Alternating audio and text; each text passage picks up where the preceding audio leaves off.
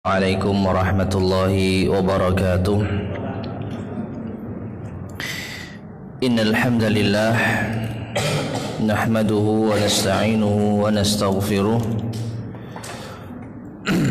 wa na'udzu billahi min shururi anfusina wa min sayyiati a'malina.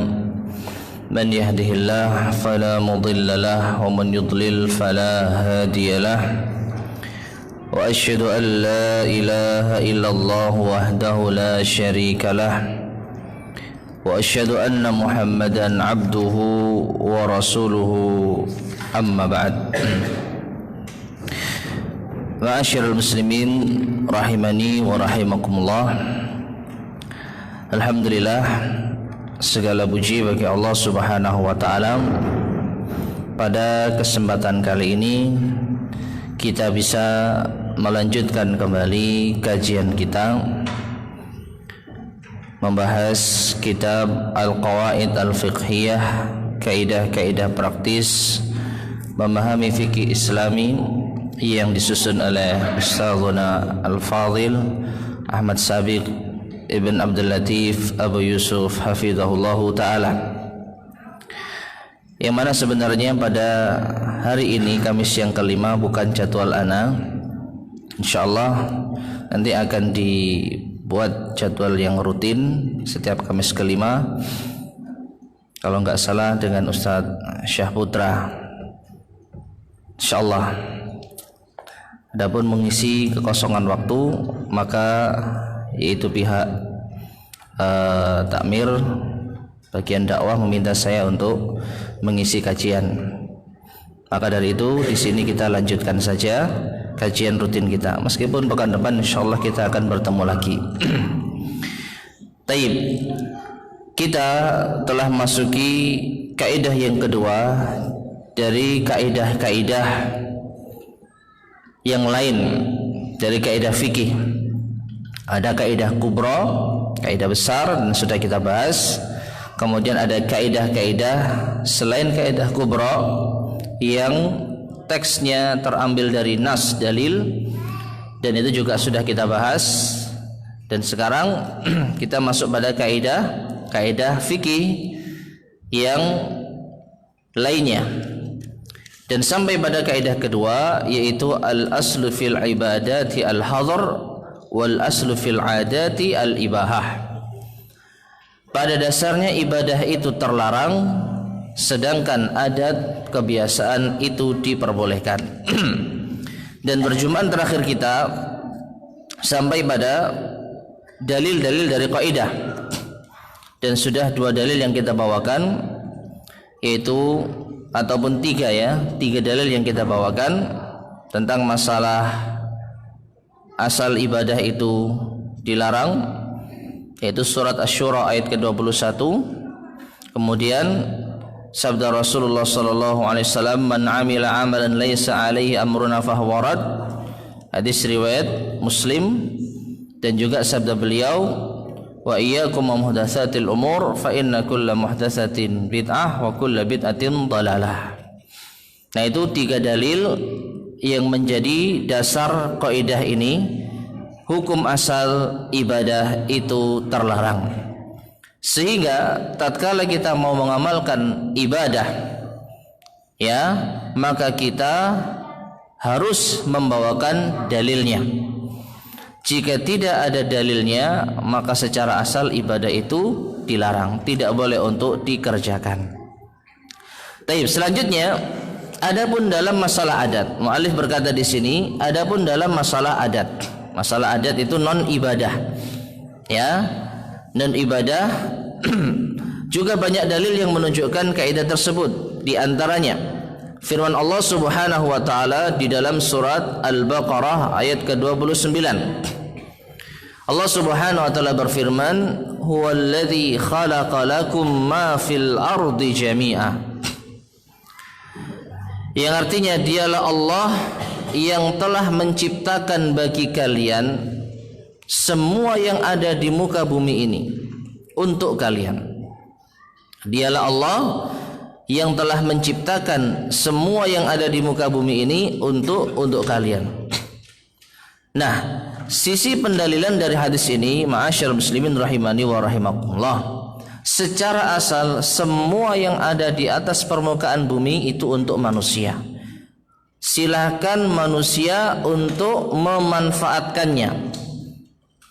Apa-apa yang ada di atas muka bumi, baik itu makanan, minuman, pakaian, kendaraan, segala macam yang ada di atas muka bumi, pada asalnya ya khalaqalakum, Allah ciptakan itu untuk kalian. Namun tentu saja ada beberapa pengecualian. Tatkala datang dalil yang melarang makanan tertentu, minuman tertentu, praktek adat tertentu, ya, muamalah tertentu, maka ini hanya sedikit dibandingkan dengan apa yang Allah Subhanahu wa taala berikan kepada kita semua.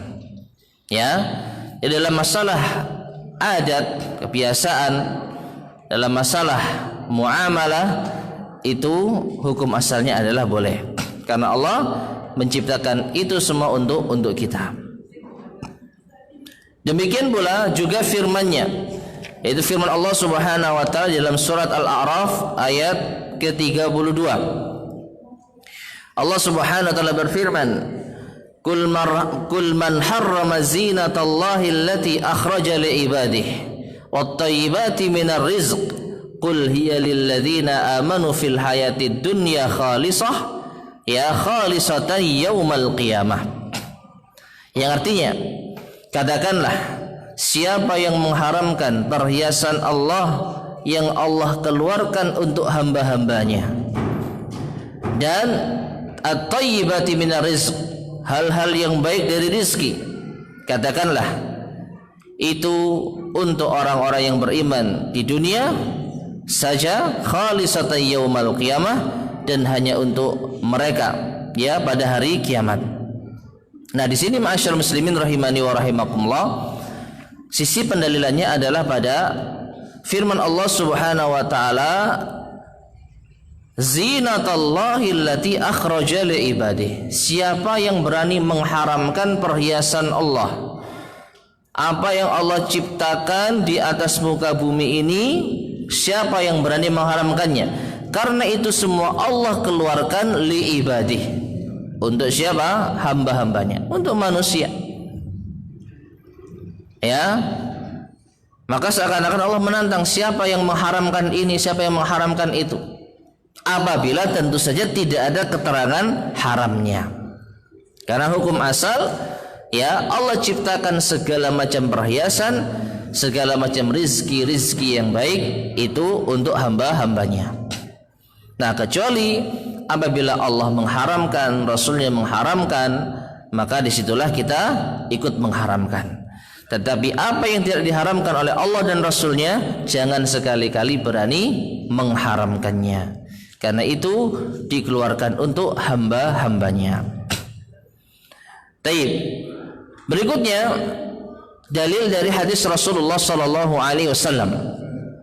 Beliau sallallahu alaihi wasallam bersabda, yaitu an Abi Darda radhiyallahu anhu rafa'al hadis, dari Abu Darda radhiyallahu anhu, dan beliau merafa'kan hadisnya, merafa'kan hadis ini sampai kepada Rasul sallallahu alaihi wasallam, bahwasanya Nabi sallallahu alaihi wasallam bersabda, ma ahallallahu fi kitabihi fahuwa halalun wa ma harrama fahuwa haramun wa ma sakata anhu fahuwa afiyah faqbalu minallahil afiyah fa innallaha lam yakun nasiyah. Tsumma tala hadhil ayah wa ma kana rabbuka nasiyah. Yang artinya, apa-apa yang Allah halalkan di dalam kitabnya, maka itu adalah halal, dan apa-apa yang Allah haramkan, maka itu adalah haram. Dan apa-apa yang didiamkan, apa artinya? Tidak ada keterangan halal dan tidak ada keterangan haram. Apa hukumnya? Beliau mengatakan fahuwa afiyah, maka itu dimaafkan, boleh, tidak terlarang, tidak berpahala dan juga tidak berdosa. faqbalu minallahil afiyah, maka terimalah maaf dari Allah tersebut. Terimalah hal yang Allah bolehkan tersebut, karena sesungguhnya Allah itu tidaklah lupa. Kemudian Rasulullah SAW membawakan yaitu potongan dari ayat ini, wa ma kana rabbuka nasiya, dan tidaklah Tuhanmu itu lupa.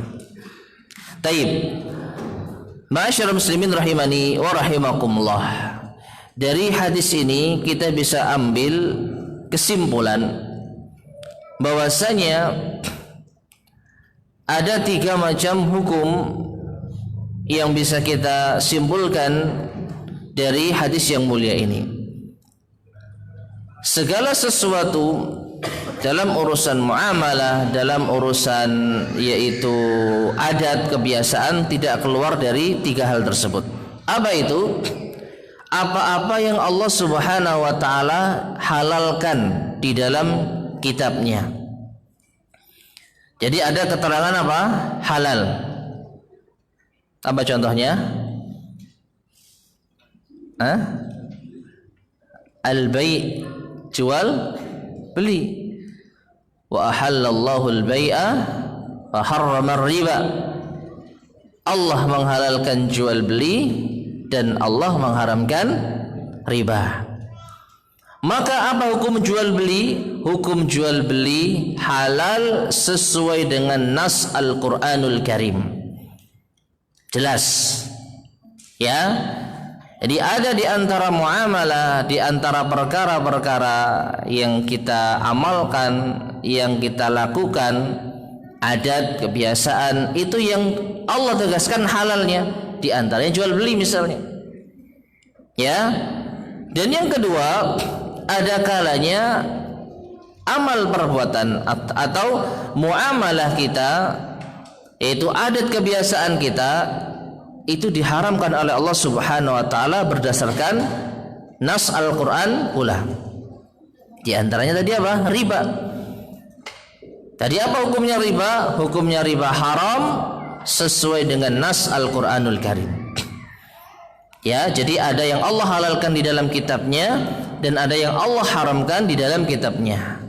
Nah, yang ketiga, dan ini yang paling banyak, apa itu? Tidak ada keterangan halalnya, namun juga tidak ada keterangan haramnya. Maka apa hukumnya? Dalam hadis ini Rasulullah SAW mengatakan, fahuwa afiyah, hal itu dimaafkan, dimaklumi. Bahasa gampangnya diperbolehkan. Dan inilah yang menjadi dasar kaidah kita. Selama tidak ada keterangan haram di dalam Al-Quran maupun As-Sunnah, maka hukumnya adalah afiyah. Boleh, dimaafkan, dimaklumi, halal. Ya, maka silakan kita terapkan hadis yang mulia ini. Segala macam yaitu praktek usaha misalnya, segala macam bentuk makanan, minuman, pakaian, hukum asalnya kalau tidak ada larangannya di dalam Al-Quran maupun As-Sunnah, maka itu adalah halal. Ya, dan ini yang paling banyak. Taib. Sehingga dari sini ma'asyarul muslimin rahimani wa rahimakumullah, bisa kita simpulkan yang Allah halalkan itu lebih banyak dibandingkan apa yang Allah haramkan. Hanya saja terkadang manusia yang tidak pernah puas, ya, sehingga sampai ada ucapan atau ungkapan, cari yang haram saja sulit, apalagi yang halal. Nah, ini adalah musibah di dalam berfikir. Taib. Kemudian ma'asyarul muslimin rahimani wa rahimakumullah, selanjutnya al-mu'allif menjelaskan tentang penerapan kaidah ini. Berkata al-mu'allif hafizahullah ta'ala, kaidah ibadah memberikan sebuah pengertian bahwa tidak boleh bagi seorang pun untuk menjalankan sebuah ibadah kecuali kalau ada dalil yang mencontohkannya. Ya, kecuali kalau ada dalil yang mencontohkannya. Dan ingat, di awal pembahasan kita Yang dimaksud ibadah di sini adalah ibadah apa? Mahdhah. Sesuatu yang murni ibadah. Bukan ibadah ghairu mahdhah. Yaitu apa? Amaliyah, muamalah, adat kebiasaan yang secara syar'i hukumnya halal tapi kita niatkan untuk ibadah. Nah, ini ibadah tapi ghairu mahdhah. Bukan itu yang kita bahas. Ya, tapi yang kita bahas adalah ibadah mahdhah yang murni ibadah. Yang dengannya dari zat amalan tersebut seseorang mengharapkan pahala dari Allah Subhanahu wa taala. Bukan hanya sekedar amal yang mubah. Ya, tapi amalan yang apa? Jelas-jelas diniatkan ini untuk mencari pahala. Nah, maka dalam masalah ini barang siapa yang melakukan sebuah ibadah tertentu, ibadah mahdhah, maka dialah yang dituntut untuk mendatangkan dalil. Sedangkan yang tidak mensyariatkan maka tidak dituntut dalil karena dia berpegangan pada kaidah dasar. Taib, ini penting. Ya, perhatikan di sini. Jadi orang yang mengamalkan suatu ibadah justru dialah yang ditanya mana dalilnya. Bapak mengamalkan ini, mana dalilnya? Sedangkan yang tidak mengamalkan dia tidak ditanya. Apa pertanyaannya? Kamu tidak mengamalkan, apa dalilnya? Nah, ini. Ya. Kamu tidak mengamalkan, apa dalilnya? Kenapa? Karena dia berpegang dengan kaidah dasar. Secara asal kalau ibadah ya tidak dikerjakan, tidak diamalkan. Kalau mau mengamalkan, mau mengerjakan, maka harus mendatangkan dalil. Dan contoh yang dibawakan oleh al-mu'allif di sini contoh yang cukup sensitif. Ya, apa itu? Apa? Peringatan Maulid Nabi sallallahu alaihi wasallam. Kita baca penjelasan al-mu'allif. Kita tanya pada yang mengamalkannya, yang memperingatinya. Apakah menurut kalian bahwa ini sebuah ibadah atau hanya, mungkin bahasa yang lebih halus, apakah ini ibadah atau bukan ibadah? Amalan ini ibadah atau bukan? Kira-kira jawabnya apa? Ibadah. Wis entek akeh kok. Ya, kita niatkan ini untuk mendapat pahala. Ini ibadah. Mesti mereka akan menjawab ini adalah sebuah ibadah, bahkan mulia. Kalau begitu datangkanlah kepada kami dalil, ya, dan tepat pendalilannya. Maka kita terima dan amalkan. Namun kalau tidak ada dan memang dalam masalah ini tidak ada dalil yang sahih dan tepat pendalilannya, maka kita katakan bahwa peringatan ini haram karena asal dari sebuah ibadah itu adalah haram. Taib. Masalah ini masalah yang sangat sensitif, namun insyaallah dengan kepala dingin kita akan bisa memahami dengan baik. Biidznillah subhanahu wa taala. Tadi dikatakan di sini kalau ada dalil dan sahih, maka jujur kita katakan sebagian mereka akan mendatangkan dalil dan dalilnya sahih, tapi tidak tepat sisi pendalilannya. Di antaranya apa? Di antaranya adalah tentang keutamaan puasa di hari apa? Senin. Wa dzalika yaumun wulidtu ya wa ub'atsu atau kama qala Nabi SAW, pada hari itulah aku dilahirkan dan diutus menjadi seorang nabi. Pada hari itulah aku dilahirkan. Kelahiran Nabi disebut apa? Bahasa Arabnya Maulid. Dan pada hari itu aku diutus. Nah, kata mereka berarti di sini Nabi Shallallahu Alaihi Wasallam memperingati hari kelahirannya dengan puasa, yaitu puasa hari Senin. Dalilnya sahih, kita katakan, kita akui, tetapi sisi pendalilannya tidak tepat.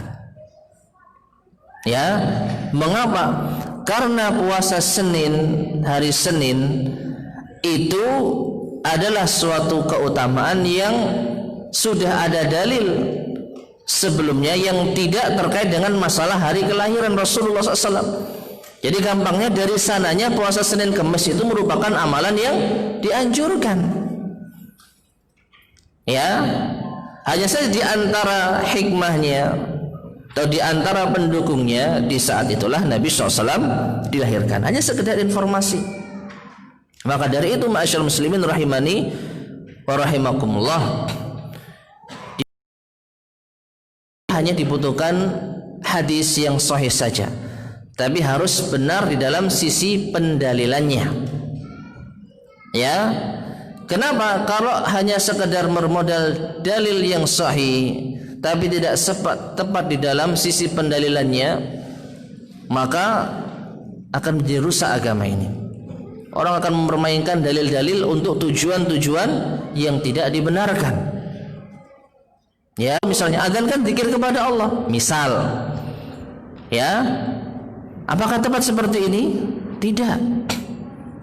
Ya, nah sehingga di sini dalil yang sahih ini harus diimbangi dan diiringi dengan apa? Sisi pendalilan yang sahih pula. Dan siapakah yang berhak untuk menempatkan dalil ini sesuai dengan apa yang dijadikan sebagai hujah atau sisi pendalilan ini sahih? Maka mereka adalah para ulama. Dan tentu saja para ulama yang terbaik ada pada generasi terbaik umat ini, yaitu para sahabat, para tabi'in, para tabi'in, dan para a'immah, para imam kita. Dan telah diketahui menurut sejarah tidak ada di antara mereka sama sekali yang memahami dalil yang tadi kita sampaikan, puasa di hari Senin atas dalilnya Maulid Nabi sebagai dalil yang benar. Sehingga dari sini kesimpulannya, amalan tersebut tidak ada dalil yang sahih dan sisi pendalilan yang benar, maka hukum asalnya tidak kita amalkan. Baik. Adapun kaidah adab, kalau dari ibadah ya, adapun kaidah adab muamalah, memberikan sebuah pemahaman bahwa semua bentuk dan jenis adat dan muamalah hukum dasarnya adalah boleh. Maka barang siapa yang mengharamkan atau memakruhkan sebuah adat, maka dialah yang dituntut untuk mendatangkan dalil, baik dalil umum maupun khusus. Kalau ada dalilnya yang sahih maka kita terima. Namun kalau tidak ada maka hukumnya boleh, karena hukum asal adat adalah boleh. Dan ini mencakup semua bentuk adat, baik makanan atau minuman, pekerjaan, pakaian, rumah, muamalah serta lainnya. Ya, muamalah serta lainnya. Muamalah jual beli dalam bentuk apapun secara asal boleh. Hukum asalnya transaksi apapun dengan cara apapun boleh. Maka ketika ada yang melarang, maka wajib bagi yang melarang untuk mendatangkan dalil. Ya, dan dalil dalam masalah ini tentu telah kita sepakati, Al-Quran dan As-Sunnah. Nah, dalam hal ini ma'asyiral muslimin rahimani wa rahimakumullah, sekedar pesan untuk kita bersama. Terkadang di antara kita dengan gampangnya memvonis haram suatu muamalah, suatu transaksi hanya berbekal apa? Fatwa dari sebagian ustadz kita. Kata ustadz ini haram, selesai, titik. Ya, kalau itu hanya sebatas apa yang ia pahami, apa yang ia coba untuk yakini, silakan. Tapi Anda menerapkan ini kepada kawan Anda yang kawan Anda tidak tahu hukumnya, tidak tahu fatwanya, bahkan tidak tahu permasalahannya, maka ini menurut saya merupakan suatu kesalahan. Kenapa? Ketika dia tidak balik, mana dalil haramnya? Kata ustadz ini nggak pantas. Ya, alangkah baiknya kalau kita mau menegur atau memberikan suatu masukan, coba dibaca, coba diperhatikan, coba disimak. Jangan asal apa langsung vonis ini haram. Mana dalil haramnya? Kata ustadz ini. Ini enggak, nggak pantas gitu ya bagi seorang penuntut ilmu. Silakan kalau kita apa yang saya pahami menurut fatwa Ustadz Fulan ini haram. Ya silakan dilihat, silakan dipelajari, silakan disimak, silakan, tidak ada masalah. Tapi mengatakan ini haram karena fatwa Ustadz Fulan, maka ini hal yang tidak pantas. Mana dengung-dengung kita segala sesuatu dikembalikan kepada Al-Quran dan As-Sunnah. Ya, jadi sekali lagi jangan salah paham. Bukan berarti kita nggak boleh membawakan fatwa Ustadz Fulan dalam masalah-masalah kontemporer, tidak. Tapi jangan seakan-akan kita memastikan ini suatu hukum yang pasti, yang tidak ada celah sama sekali kita untuk mempertanyakan. Ya, apalagi loh, mana dalilnya? Apa pendapatnya Ustadz Fulan tentang ini? Bagaimana sih dalilnya? Kita ditanya bagaimana setelah itu? Yes, pokoknya katanya nggak boleh ya. Ini apa bedanya kita dengan taklid? Pokoknya apa kata Ustadz? Ya. Jadi nasihat bagi kita semua. Maka ketika ada kawan kita yang mungkin berpatokan pada hukum asal, hukum asalnya halal, hukum asalnya, maka jangan kita benturkan dengan fatwa Ustadz Fulan misalnya. Kalau mau kita yaitu berdiskusi, bawakan dari apa fatwa Ustadz Fulan tersebut, kita bahas.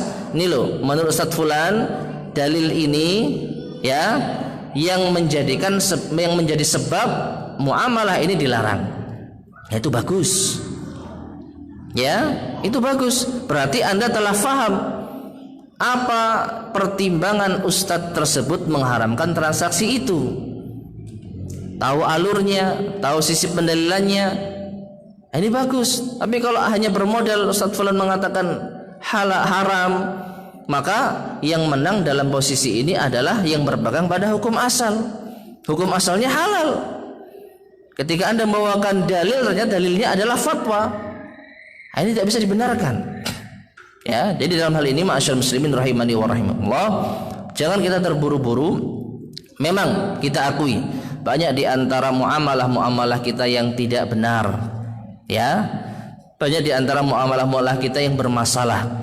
Tapi bukan berarti apabila ternyata ada perbedaan di antara para ustadz kita, lalu kita bersikap yaitu seakan-akan ini adalah suatu yang harus diterapkan. Ya, apalagi membanding-bandingkan, lo itu kan ustadz sudah doktor, yang ini ustadznya enggak doktor, maka ini hal yang tidak pantas.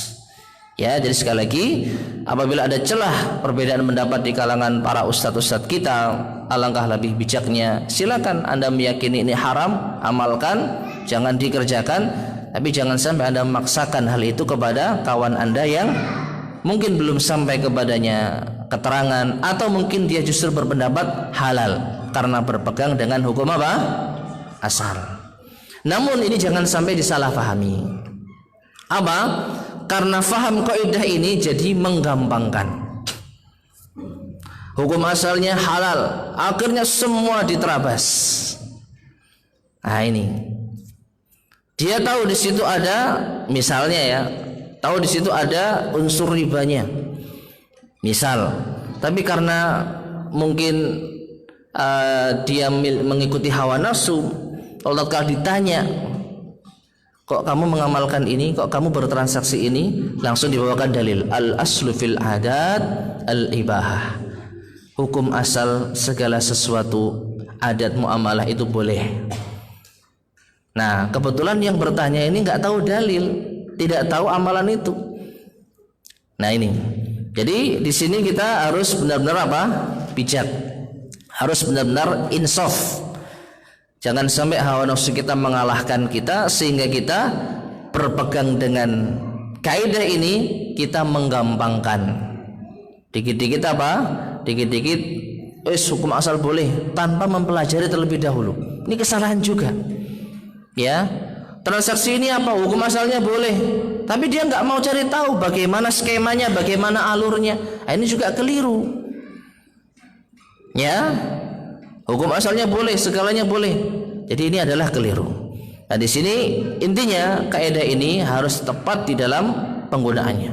Kalau kita sudah berupaya, ya, apalagi kita menimbang dari pendapat-pendapat ustadz kita, lalu kita seakan-akan bingung, kok ini haram, padahal sisi pendalilannya kurang tepat atau semisalnya, silahkan kita berpegang dengan kaidah ini. Hukum asalnya adalah halal.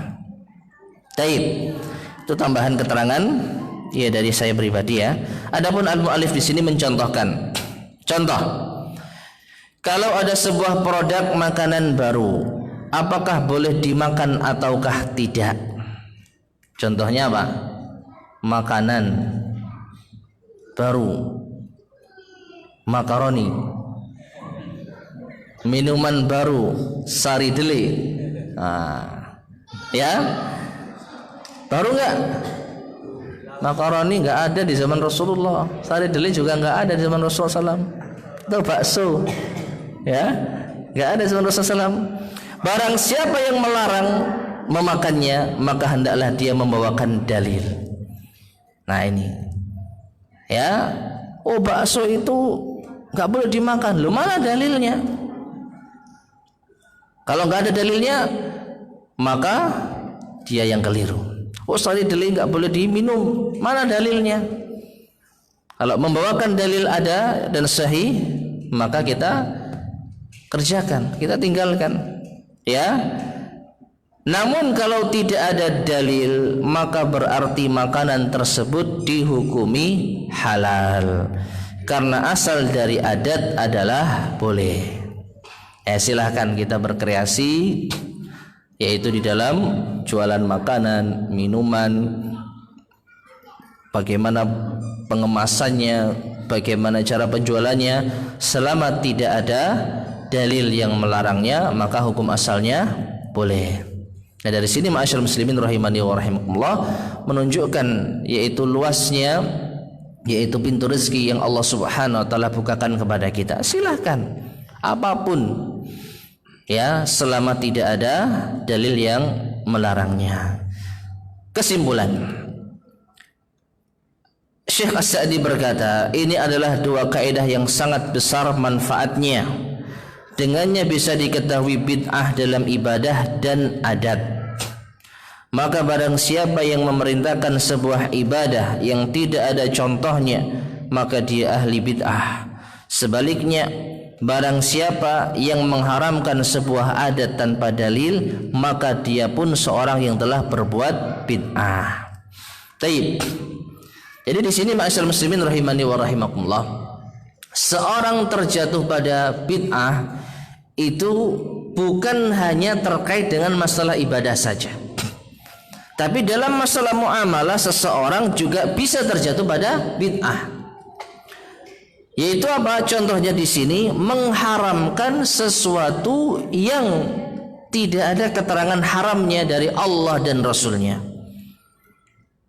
Mengharamkan makanan atau minuman tertentu, misalnya ini haram, tidak boleh dimakan. Mana dalilnya? Ternyata tidak bisa membawakan dalil. Maka orang yang mengharamkan tadi juga bisa disebut sebagai orang yang telah berbuat bid'ah. Dari sisi mana? Dari sisi karena dia telah menambahi aturan baru dalam urusan agama. Hak halal dan haram itu adalah milik Allah Subhanahu wa taala dan juga Rasulnya sallallahu alaihi wasallam. Maka ketika kita telah menambah-nambahi suatu hukum, ya, dalam hal ini mengharamkan sesuatu yang Allah halalkan atau mengharamkan sesuatu yang Allah tidak haramkan, maka kita telah menjadi pembuat syariat baru. Dan itu istilahnya adalah orang yang telah berbuat bid'ah. Ya, jadi bid'ah bukan hanya sekedar dalam urusan ibadah. Sahih, orang yang mengamalkan sesuatu yang tidak ada tuntunannya, dia telah berbuat bid'ah.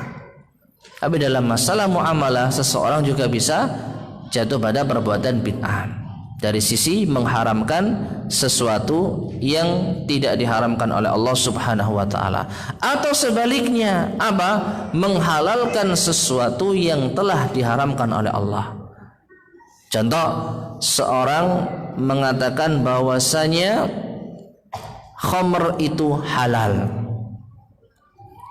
Khamr itu halal. Maka meskipun dia enggak minum khamr, dia telah melakukan perbuatan apa?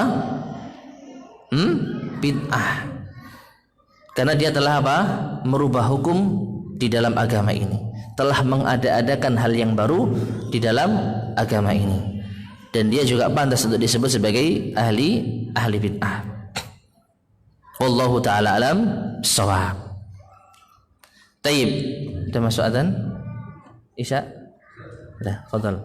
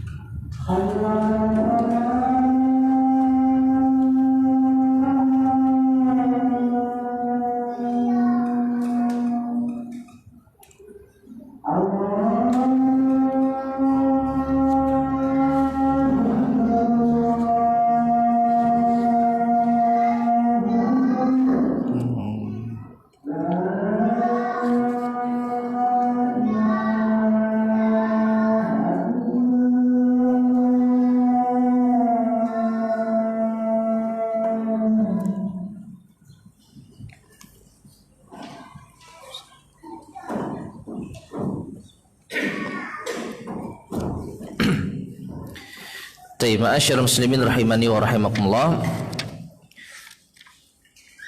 Alhamdulillah kita telah tuntaskan pembahasan dari kaidah yang kedua, yaitu al-aslu fil ibadati al-hadr. Hukum asal ibadah itu dilarang. Wal aslu fil adati al-ibahah, dan hukum asal adat kebiasaan itu diperbolehkan. Taib. Jadi kesimpulannya, segala macam ibadah maka kita berhak untuk menanyakan dalilnya. Mana dalil perintahnya? Jangan malah terbalik. Jangan mau kalau kita ditanya mana dalil yang melarangnya. Ya, loh saya ngamalkan ini, mana dalil yang melarang? Nah ini keliru, dan kita jangan terjebak dalam masalah ini. Jadi kalau itu masalah ibadah, justru kita yang berhak menanyakan dalilnya. Dalil apa? Dalil perintahnya, dalil anjurannya, dalil disyariatkannya. Dan jangan pernah kita mau untuk menjawab mana dalil larangannya. Karena dalam masalah ibadah yang dibahas bukan dilarang atau tidak, tetapi disyariatkan atau tidak, dicontohkan atau tidak, dianjurkan atau tidak. Sebaliknya dalam masalah adat kebiasaan, ya, maka yang ditanya adalah mana dalil yang melarang. Ya, ketika kita makan, minum, Maka ketika ada yang melarang, kita tanya mana dalil yang melarang. Hukum asalnya boleh. Jangan mau kita ditanya dalil, kamu makan ini apa dalilnya? Ya, kamu makan ini halal tak? Misalnya, mana dalil halalnya? Nah ini. Jadi jangan sampai terbolak-balik. Sekali lagi, dalam masalah ibadah yang ditanya dalil amalannya. Dalam masalah muamalah yang ditanya dalil larangannya. Wallahu taala alam bissawab. Taib. Dari sini mungkin ada yang tanyakan? Ya. Hukum makan tulang. Ada enggak larangannya? Wallahu alam bissawab. Ada. Yaitu isyarat dari Rasulullah sallallahu alaihi wasallam bahwa tulang itu adalah makanannya siapa? Jin. Ya. Nah, ketika jin makan itu, apakah kita rela ataupun kita merasa nyaman ketika kita makan makanannya jin? Nah, di sini ada isyarat bahwasanya jin ini tulang ini tidak boleh dimakan, ya. Wallahu a'lam bishawab. Tapi yang dimaksud tulang apa? Sebentar. Itu duri atau tulang? Taib, ayam tulang lunak, ya kalau itu tulangnya meskipun lunak tetap tulang. Tapi kalau presto wallahu alam itu tulang apa duri? Hah? Ya? Tulang ikan. Nah, karena kita beda hukum asalnya. Hukum asalnya boleh, tapi kita nggak ngambangkan ini ya. Kita nggak ngambangkan. Cuman kalau kita belum menemukan, kalau ini diyakini tulang, yang Anda makan tulang bandeng, ya.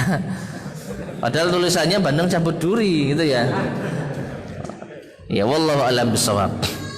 Tapi wallahu alam, larangan di sini penyerupaan Rasulullah SAW ini apakah sampai pada derajat haram atau makruh? Ini yang saya kurang mengetahui ya, alias perlu untuk kita tinjau ulang. Jadi yang jelas ada isyarat bahwasanya tulang itu makanannya jin. Nah, jadi manusia tidak sepatutnya memakan apa yang dimakan oleh jin. Wallahu alam. Taib.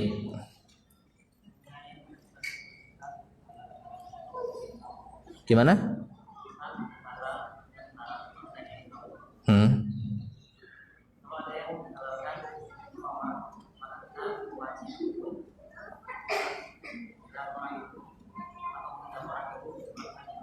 Ya.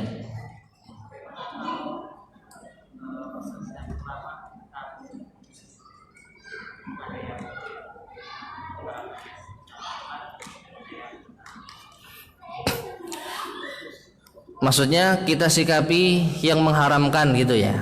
Wallahu a'lam bishawab. Kalau kita meyakini suatu hukum yang berdasarkan hadis yang sahih dan juga keterangan para ulama kita, maka kalau yang keliru ya di dalam memutuskan hukum tersebut, artinya yang mengharamkan, karena yang menghalalkan ya, yang menghalalkan, karena nasnya jelas, la yakunanna min ummati aqwamun yastahilluna al-hira wal harira wal khamra wal ma'azif. Akan ada di kalangan umatku suatu kaum yang mereka menghalalkan ini dan apa termasuk alat musik. Nah, maka ketika ada seorang ulama yang ternyata menghalalkan musik, maka wallahu a'lam bishawab, kita katakan keliru, kita katakan salah, tetapi tidak kita hukumi sebagai ahli bid'ah. Mengapa? Karena dia ulama dan keliru di dalam berijtihad. Beliau pantas berijtihad, sudah memenuhi syarat-syarat ijtihad, tapi salah, maka baginya apa? Satu pahala. Tapi kalau bukan ulama, bukan ulama, ngotot tentang suatu hukum yang jelas-jelas haram, maka kita bisa memvonisnya dia telah melakukan amalan bid'ah. Jadi kita membedakan perlakuan antara ulama dan selain ulama. Wallahu a'lam bishawab. Ya. kita itu dilarang menggambar seperti menyerupai makhluk hidup. Ya. Kalau misalnya branding kita di suatu merek produk usaha kita, dan malah kita itu jadi pekerjaan kita itu gimana? Padahal tapi banyak klien-klien itu datang mintanya seperti itu secara teknis atau intinya, Mas tolong saya gambarkan makhluk hidup ini untuk produk makanan saya gitu. Ya, karena kan sekarang zaman sekarang tuh sesuatu logo untuk makanan itu kan jadi trending kan. Jadi kayak Iya. foto kayak kartun atau animasi itu jadi Iya. Jadi wallahu alam bisawab. Kalau saya pribadi ya, nanti bisa tanyakan ke ustadz yang lainnya, kita fokus pada yang digambar itu makhluk hidup atau bukan. Kalau yang digambar itu makhluk hidup dan kita menyerupainya, ya maka termasuk larangan. Dan kalau kita menerima tawarannya, ya kita tukang desain misalnya, ini yang sering ditanyakan dan dikeluhkan oleh tukang desain, ya menggambarkan makhluk hidup untuk branding produk, maka kita termasuk ta'awun di dalam dosa. Ya mau nggak mau kita katakan seperti itu. Ya, jadi wallahu alam bisawab. Ya, dosa ya kita katakan dosa. Tapi yang jelas masalahnya, apakah yang digambar itu makhluk hidup atau bukan? Kalau jelas-jelas makhluk hidup, maka jelas itu dosa. Tapi kalau bukan makhluk hidup, nah ini yang juga sempat ada masalah. Ini nggak pernah ada makhluk model seperti ini. Jadi orang mengkhayal sesuatu yang punya kepala, punya tangan, tapi nggak pernah ada makhluk seperti ini. Contohnya apa? Kepalanya kotak. Ada makhluk kepalanya kotak? Loh, nyebut merek. Nah ini makhluk hidup nggak? Ada nggak makhluk hidup? Karena apa? Di antara sebab diharamkannya, dilarangnya kita menggambar makhluk hidup, karena apa? Di situ kita akan menyaingi ciptaan Allah Subhanahu wa taala. Allah telah menciptakan makhluknya hidup bernyawa, lalu kita gambar yang serupa dengannya. Nah, kita menyaingi ciptaan Allah. Tapi kalau ya semacam yang tadi saya gambarkan, adakah makhluk bernyawa hidup model seperti itu? Ada nggak? Di alam nyata ada makhluk yang kepalanya kotak, ya, kemudian modelnya seperti itu? Hah? Ikan. Nah, ini bukan ikan, Pak, punya kaki soalnya. Ya. Jadi wallahu a'lam bishawab, di sinilah kita mungkin perlu untuk ya mengkaji ulang. Jadi sekali lagi, kalau memang itu jelas-jelas makhluk hidup dan itu dengan menggambar ya dengan tangan kita, bukan foto ya. Bukan foto. Kalau foto beda lagi pembahasan. Ini jelas-jelas kita menggambar dengan tangan kita, maka ya dosa, kita katakan dosa. Mungkin seperti itu.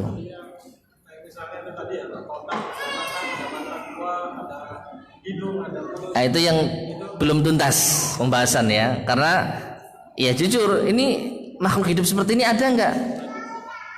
Bisa dikatakan seperti apa? Karena kan sekarang banyak hal-hal yang, jadi kalau misalnya klien-klien anak muda, anak milenial kan unik-unik kan. Jadi misalnya memang kayak misalnya ada namanya monster. Monster itu di budayanya nggak ada.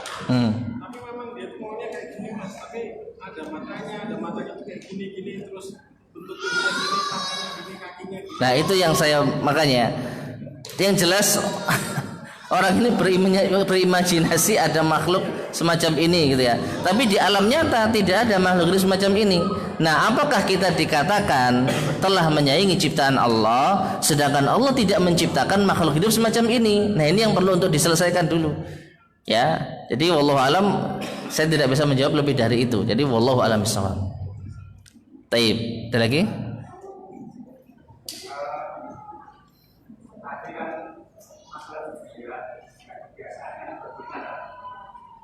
Boleh, ya.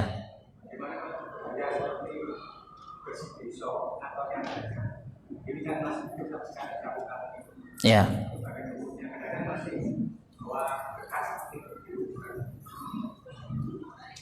Bersih desa. Sekarang yang dilihat hakikatnya. apa yang dikerjakan pada ritual atau adat itu. Apa yang dikerjakan?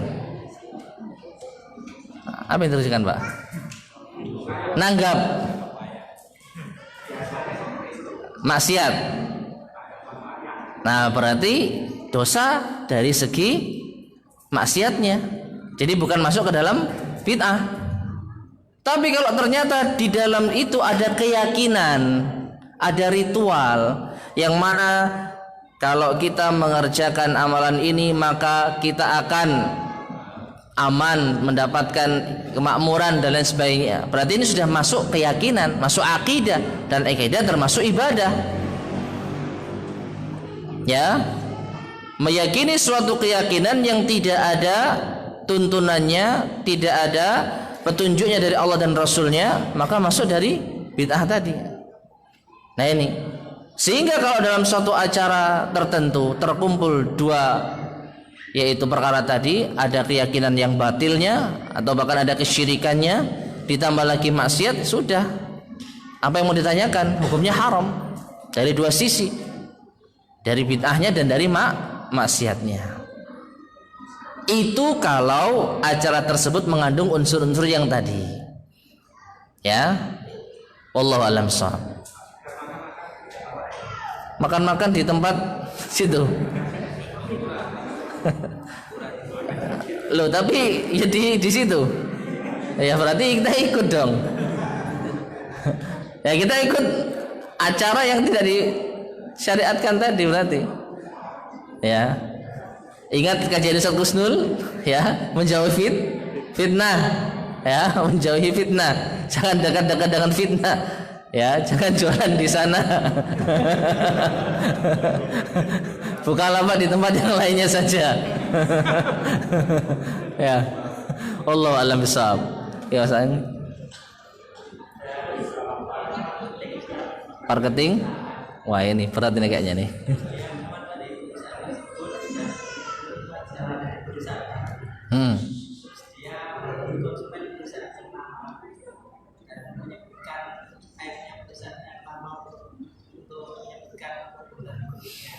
Ya. Yang pertama, tatkala ia bekerja di perusahaan yang lama, adakah klausul ataupun syarat bahwa selepas nanti misalnya suatu ketika resign tidak boleh sama sekali? Nggak ada. Berarti bebas ya. 6. Sehingga ketika kita punya kontak konsumen dan kita sudah keluar, secara asal kita boleh memanfaatkannya. Hanya saja kalau ternyata ada bumbu-bumbu tadi menjelek-jelekkan perusahaan yang lama, maka tentu di sini ada dosanya.